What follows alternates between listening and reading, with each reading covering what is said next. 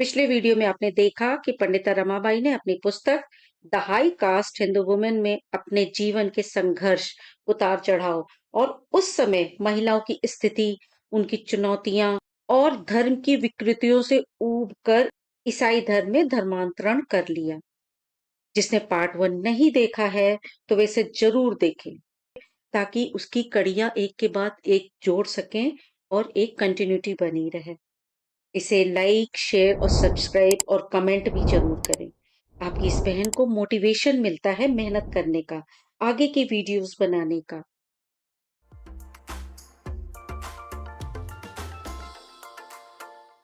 नमस्कार दोस्तों, डॉक्टर मूक नायिका में आप सबका स्वागत है, अभिनंदन है। पिछली वीडियो में आपने देखा कि पंडिता रमाबाई का बचपन, उनका शिक्षा लेना, सरस्वती और पंडिता की उपाधि प्राप्त करना, उच्च वर्ण की जाति की महिलाओं की दुर्दशा, उनके शोषण के खिलाफ आवाज उठाना, बाल विवाह जैसी कुरीति के खिलाफ बोलना और स्त्री शिक्षा और प्रगति के बारे में कार्य करना।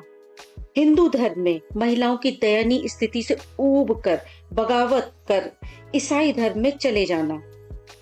अब आगे देखेंगे कि उन्होंने अपने देश की स्त्रियों को समुचित व बेहतर जिंदगी देने के उद्देश्य से लिखी गई पुस्तक में क्या लिखा। कि पुस्तक में लिखा कि भारतीय स्त्रियां निर्दयी अंधविश्वासों और सामाजिक रीति रिवाजों के द्वारा जकड़ी गई हैं। रमाबाई का दृढ़ विश्वास था कि भारत तब तक तरक्की नहीं कर सकता और संसार के देशों में कोई स्थान नहीं बना सकता जब तक कि हिंदू घरों में हिंदू स्त्रियों, जो माँ भी हैं, की स्थितियां नहीं सुधरेंगी और संयुक्त परिवार सुखपूर्वक न रहेंगे। ऊंची जाति की हिंदू स्त्रियों की वर्तमान स्थितियों को आचार संहिताओं के नियमों की कसौटी पर लाने का प्रयोग पहले कभी नहीं किया गया। रमाबाई ने मनु संहिता के चुने हुए सूत्र सावधानी पूर्वक उद्धृत किए हैं। ये सूत्र पूरी किताब में फैले हैं। उन्हें पवित्र मानकर स्त्रियों को निरंतर उच्चारित करने का आदेश मिलता है। भारत में कुछ ही ऐसी स्त्रियां होंगी जिन्होंने शायद ही कभी उन्हें सुना हो किसी पंडित के द्वारा, और उससे भी कम स्त्रियां होंगी जिन्होंने उन सूत्रों को अपनी आंखों से देखा हो, क्योंकि उन्हें मना ही है। यहाँ तक कि स्त्रियों की शिक्षा के मुद्दे पर काफी उदारवादी अनंत शास्त्री ने भी, जो कि उनके पिता थे, उन पवित्र पुस्तकों को अपनी पत्नी व पुत्रियों से दूर रखा। ये तो हाल ऊंची जाति की स्त्रियों का है। हमारे देश का एक बहुत बड़ा तबका ऐसा था जिन्हें सदियों तक पढ़ाई से वंचित रखा गया। यहाँ तक कि अपने धर्म ग्रंथों को सुनने पर, वेदों को सुनने पर कानों में पिघला शीशा डालने के भी आदेश दिए गए हैं। और उनकी स्त्रियों की तो बात ही छोड़ दीजिए, वो तो वंचितों में भी वंचित थी। संस्कृत साहित्य स्त्रियों तक कविताओं के रूप में पहुंचता था, कविताओं तक सीमित था। उन्हें पवित्र कर्मकांडों व अनुष्ठान से नहीं जोड़ा जाता था। कलकत्ता में अपनी विद्वता की सार्वजनिक पहचान बन जाने के बाद ही रमाबाई मनु संहिता देख पाई थी, यानी कि उन्हें सरस्वती और पंडिता की उपाधि प्राप्त हो गई थी, तो वह आम से खास महिला बन गई थी और धर्मशास्त्रों को पढ़ने की हिम्मत जुटा पाई। हिंदू श्रद्धालु के लिए वेद अमर ईश्वर के स्वयं सिद्ध शब्द हैं, जो ईश्वर द्वारा अनेक ऋषियों को प्रकट हुए। वेदों के अतिरिक्त 25 से ज्यादा ऐसे पवित्र ग्रंथ हैं, परंतु मनु की आचार संहिता का स्थान सर्वोच्च है तथा इसे पवित्र माना जाता है। साथ ही वेदों के बाद दूसरा नंबर इसे ही दिया जाता है। अभी हाल में ही गुजरात हाई कोर्ट के जज ने एक नाबालिग रेप पीड़िता को अबॉर्शन के लिए मना करते हुए उसे मनुस्मृति पढ़ने की सलाह दी और बताया कि कैसे उसमें 15 साल की उम्र में शादी हो जाती थी और 17 साल की उम्र में बच्चा हो जाता था। राजस्थान हाई कोर्ट के बाहर मनु की मूर्ति है। दिल्ली हाई कोर्ट की एक महिला जज भी सलाह दे चुकी है महिलाओं को मनुस्मृति पढ़ने की। यद्यपि मनु व अन्य विधिदाता विभिन्न मुद्दों पर गहरी भिन्नता रखते हैं, परंतु स्त्रियों से संबंधित बातों पर इनमें सहमति है। इस पवित्र नियम के अनुसार स्त्री का जीवन 3 भागों में विभाजित है। पहला बचपन, दूसरा युवावस्था या विवाहित जीवन, तीसरा वैधव्य या बुढ़ापा। जी हाँ, ये सच है। हर ग्रंथ एक दूसरे से भिन्न मत वाले हैं और कुछ कुछ बातें तो उनमें परस्पर विरोधी भी हैं, परंतु जब स्त्रियों की बात आती है तो सब एक मत हो जाते हैं। आज का जो वीडियो है उसमें सिर्फ बचपन का जिक्र कर पाऊंगी। सोचा था कि बचपन और युवा अवस्था वाले दोनों चरणों का मैं इसमें जिक्र कर दूं, परंतु बचपन शीर्षक के अंदर इतना दर्द, बच्ची के अस्तित्व की इतनी लड़ाई थी, तो मैं ज्यादा काट छाट नहीं कर पाई इसकी। पंडिता रमाबाई का बचपन अत्यंत कष्टमय और अभाव में बीता। हालांकि उन्हें उनके पिता का पढ़ाई में भरपूर सहयोग मिला, पर उनकी मां का बेमेल विवाह, स्त्रियों की उपेक्षा, स्त्रियों पर थोपे गए अमानवीय धार्मिक नियम कानून, जिन्हें बिना किसी प्रतिकार के उसका अनुसरण करना ही सामान्य था। यद्यपि मनु संहिता में एक जगह पुत्री को पुत्र के बराबर बताया गया है, मनुस्मृति के 11वें अध्याय का 130वां श्लोक, लेकिन यह समानता उन परिणामों पर आधारित है जो कि पुत्र द्वारा प्राप्त है। सभी श्लोकों में पुत्र की श्रेष्ठता ही स्थापित होती है। सभी आशीर्वादों में पुत्र प्राप्ति सर्वाधिक लालचपूर्ण है, जिसके लिए हिंदू लालायित रहते हैं। ऐसा इसलिए है क्योंकि परिवार में पुत्र का जन्म पिता को मुक्ति दिलाता है। पिता पुत्र से स्वर्ग आदि उत्तम लोक को प्राप्त होता है, पौत्र से उन लोकों में अनंत काल तक निवास करता है, और पर पौत्र से यानी कि बेटे के बेटे के बेटे से सूर्य लोक को प्राप्त करता है। यह है मनुस्मृति के 9वें अध्याय का 137वां श्लोक। स्वर्ग में संतानोत्पत्ति से रहित पुरुष के लिए कोई स्थान नहीं है, यानी कि जिसके बच्चे नहीं है, और बच्चे में केवल बेटा, जिसके बेटा नहीं है उसका स्वर्ग में कोई स्थान नहीं। अगर पुरुष पुत्रहीन है तो यह वांछनीय है कि उसकी पुत्री होनी चाहिए, ताकि पुत्री का पुत्र नाती नाना के लिए पुत्र की जिम्मेदारी निभा सके। मुझे इसका औचित्य नहीं समझ में आया। मैं इसके बारे में जरूर पढ़ूंगी कि ऐसा कैसे हो सकता है कि पुत्री का पुत्र पुत्र की जिम्मेदारी निभा सकता है। जब भी कोई लड़की या कोई नारी किसी बड़े को प्रणाम करती है, पैर छूती है, तो हमेशा पुत्रवती हो, सदा सुहागिन रहो आदि ऐसे ही आशीर्वाद मिलते हैं। आज तक मैंने किसी को यह कहते नहीं सुना कि पुत्रीवती हो। यद्यपि नस्ल बनाए रखने के लिए अनिवार्य है लड़कियां जन्म लें, किंतु वे ससुराल या पति की प्यारी तभी बन पाएंगी जब उनके पुत्र पैदा हो। एक घटना का जिक्र करते हुए वह बताती हैं कि जब वे 13 साल की उम्र की थी तो वे अपनी माँ और बहन के साथ एक शाही जनान खाने में गईं, जहां उन्हें मिलने के लिए निमंत्रण दिया गया था। राजकुमार की 4 पत्नियां थीं, जिनमें से 3 निसंतान थीं, यानी कि उनके कोई बच्चा नहीं था। सबसे बड़ी पत्नी के ईश्वर की कृपा से 2 लड़के थे, जो निश्चित रूप से उसके पति के प्रिय थे। उस पत्नी का चेहरा खुशियों से चमक रहा था, लेकिन इस चकाचौंध से उलट एक दूसरी स्थिति निसंतान पत्नियों के कक्ष में प्रकट हो रही थी। उनके चेहरे दुखी एवं चिंताग्रस्त थे, क्योंकि उनके पति उनके दुर्भाग्य को लेकर अप्रसन्न थे। किसी और एक केस का जिक्र करते हुए वे बताती हैं कि एक महिला मित्र उन्हें बता रही थी कि उसके पति ने उन्हें चेतावनी दी है कि पहली बार किसी लड़की को जन्म ना दे, अन्यथा वह उसका चेहरा कभी नहीं देखेगा। शायद यही कारण होगा कि महिलाएं कन्या भ्रूण हत्या में शामिल हो जाया करती हैं और पुत्रियों को अभिशाप देती रहती हैं। अनेकों अंधविश्वासों, तंत्र मंत्र, टोने टोटके में फंस जाती हैं और कभी कभी इनके कारण अपनी जान से भी हाथ धो बैठती हैं। हमारे धर्म ग्रंथों में एक संस्कार जिसका नाम पुंसवन संस्कार है, जिससे भ्रूण को लड़के में बदलने का कर्मकांड किया जाता है, जबकि अगर साइंटिफिकली देखें तो ऐसा बिल्कुल संभव नहीं है। जिस समय स्त्री के पेट में गर्भ ठहरता है उसी दिन निश्चित हो जाता है कि वह लड़का है या लड़की। पुत्री के पैदा होने पर स्नेह भी निर्दयी रिवाजों द्वारा निर्धारित किया जाता है। परिवार रिश्तेदारों को तो छोड़ो, आस पड़ोस के लोग भी दुख जताने आ जाते हैं, जैसे कुछ अपशकुन हो गया हो। यहाँ तक कि मैंने सुना है कि दुआएं देने वाले किन्नर भी लड़की के जन्म में पैसा नहीं लेते या कम लेते हैं।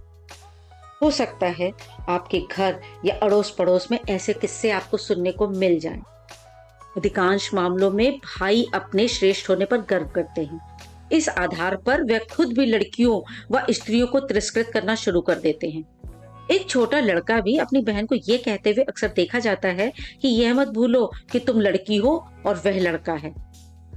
इस अमानवीयता का शिकार होने के कारण अधिकांश लड़कियां उदास, अस्वस्थ और मूढ़ बन जाती हैं।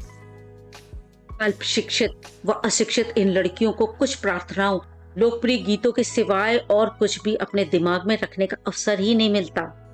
छोटी लड़कियां अपने हाल पर छोड़ दी जाती हैं, जैसे खेलो जिस तरह खेलो, और 6 या 7 साल की उम्र में वे अपनी माँ का घरेलू काम में हाथ बटाने लगती हैं या अपने से छोटे बच्चों का ध्यान रखने लगती हैं। बड़ी आम बात, करीब करीब हर घर में ऐसा हुआ होगा या आपने इसके किस्से सुने होंगे कि बहन का रोल एक कच्ची उम्र में माँ के समान घर के कार्यों में लग जाता है।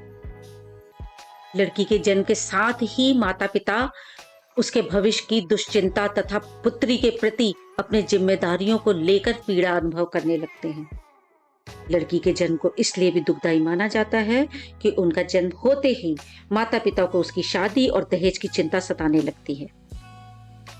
सभी हिंदू उत्सवों एवं अवसरों में शादी सबसे अधिक खर्चीला है। ऊंची जातियों में अमूमन शादियां कम से कम 600 रुपए जरूर खर्च करवाती हैं। ये बात उस समय की है, उस समय 600 रुपए बहुत बहुत बहुत अधिक होते थे।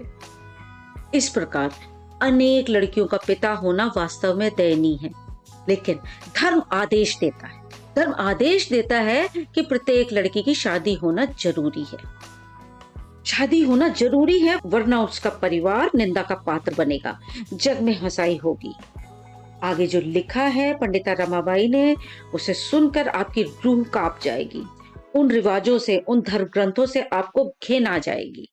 पूर्वी भारत के ब्राह्मण अपनी गरीबी के बावजूद कई सौ वर्षों से गोत्र संबंधी भ्रांत धारणाओं को सफलतापूर्वक निभाते आ रहे हैं। वे ऐसा बहुविवाह के रिवाज का फायदा उठाकर कर चुके हैं।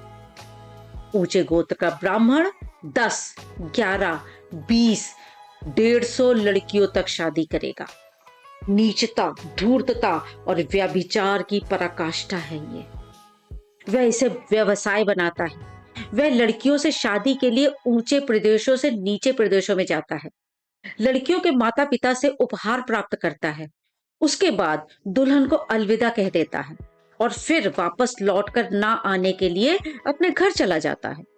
इस तरह के ब्राह्मण को अनेक पत्नियों की देखभाल के लिए स्वयं को झंझट में डालने की आवश्यकता ही नहीं, और अभिभावक भी अपने आप को प्रतिज्ञाबद्ध मानते हैं कि उन्हें बेटी की सारी जिंदगी की व्यवस्था करनी होगी।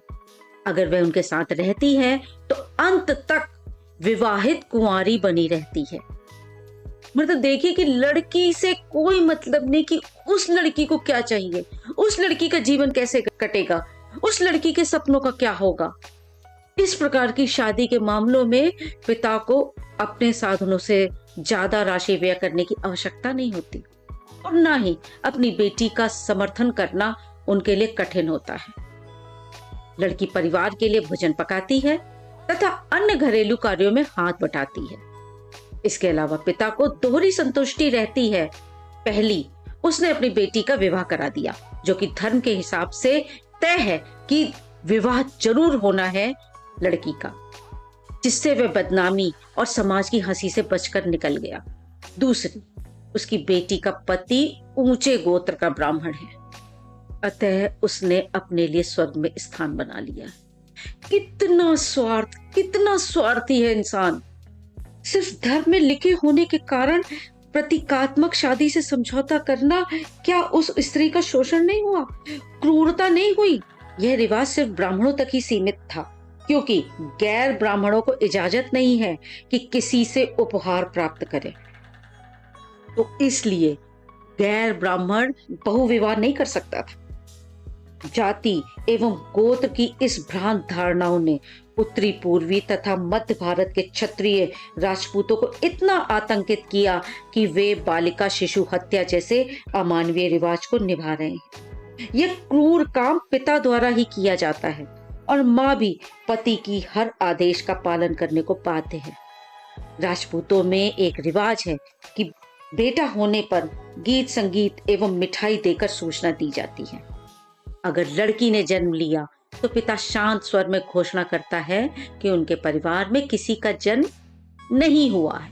इस हाव भाव संवाद से यह समझ लिया जाता है कि संतान लड़की है तथा वह इस संसार में कुछ नहीं के बराबर है, उसका कोई अस्तित्व ही नहीं। और सारे मित्र दुखी होकर शांति से घर चले जाते हैं। रोते हुए बच्चे को चुप कराने के लिए साधारणतः अफीम प्रयुक्त होती है। इसकी छोटी सी गोली इस निर्दय हत्या के कार्य को पूरा करने के लिए पर्याप्त। गर्दन पर कौशल पूर्वक दबाव, जो कि गले पर नाखून रखने से जाना जाता है। इस उद्देश्य प्राप्ति के अन्य तरीके हैं। इस प्रकार अनेक अज्ञात तरीके हैं जो जाति और गोत्र व्यवस्था की अपवित्र बलिवेदी पर निर्दोषों की बलि चढ़ाने में प्रयुक्त होते हैं। कुछ ऐसे शिशु चोर ही नहीं जो लड़कियों को चुराते हैं, अपितु जंगली जानवर भी इतने बुद्धिमान हैं कि वे अपनी भूख को शांत करने के लिए प्रायः लड़कियों को ही चुराते हैं। मुझे तो पढ़ते हुए भी रोना आ रहा है।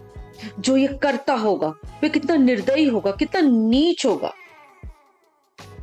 कहने का तात्पर्य यह है कि यह सब अज्ञात तरीके हैं बालिका शिशु को मारने के। 1802 के प्रारंभ में एक अधिनियम बनाया जिसे हिंदू राजाओं ने माना और सहमति बनाई कि कोई दहेज देने पर दबाव नहीं डालेगा। किंतु कई सौ वर्षों से चली आ रही मान्यताओं और विश्वास को क्या बाहरी कानून से हटाया जा सकता है? यह है एक बालिका शिशु की अस्तित्व की लड़ाई। हिंदू लड़की का बचपन कब खत्म हो जाता है, कब वैवाहिक जीवन शुरू हो जाता है, इसका कोई समय निर्धारण नहीं है। इसीलिए अगले वीडियो में लड़कियों के वैवाहिक जीवन, उनके दायित्व, उनके नियम कानून जो धर्म ने निर्धारण किए हैं, इसका जिक्र करूंगी। आज का वीडियो यही समाप्त करती हूँ, इस आशा से कि आपको उस समय के समाज और उसके रिवाजों की जानकारी मिली होगी जो आज भी समाज में अपना स्थान बनाए हुए हैं। ये सब हमारे सामाजिक ताने बाने में इतने रच बस गए हैं कि हमें इनके नकारात्मक होने का एहसास ही नहीं होता, ग्लानि ही नहीं होती। लेकिन कभी तो हजारों सालों की चुप्पी टूटेगी, कभी तो चीखें उन धर्म की निर्दयी निर्मम कानों को भेदेंगी। जाने से पहले इसे लाइक, शेयर और सब्सक्राइब जरूर करें और कमेंट करके मेरी इस मेहनत को सफल बनाएं। आपकी इस बहन को मोटिवेशन मिलेगा आगे के वीडियोस बनाने का।